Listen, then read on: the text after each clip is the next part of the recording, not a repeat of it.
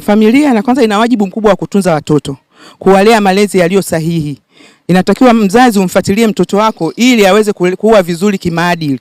Mtoto akiwa na maadili kutoka nyumbani, nadhani hata huko nje atakuwa na maadili mazuri. Kwa hiyo sisi wazazi tuna wajibu mkubwa sana wa kuwalea watoto wetu katika maadili. Kubwa ni kumshirikisha Mungu na watoto washiriki kumwabudu sana Mungu. Hiyo ndio itapelekea watoto kuwa na maadili mazuri sana. Vijana wengi ukitaka kuangalia ambao wamekata tamaa ya maisha, hao ndio wanakuwa chachu ya kufanya hata uhalifu.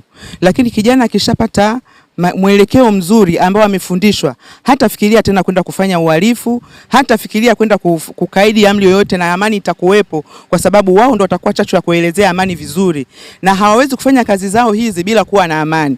Amani kwanza, alafu kazi ndio inakuja baadaye. Umuhimu wa amani ni kwamba hata tulivyokuja hapa, kungekuwa na mitutu tungekimbia. Hata wewe mwandishi wa habari, hii kamera saa zingine usingekuwa nayo hapa. Niliwahi kusikia tume ya kuchunguza matukio ya Oktoba 29, na nampongeza rais kwa kuteua ile tume na kuendeleza lile jambo. Nafikiri waliochaguliwa bado wanatenda kazi vizuri.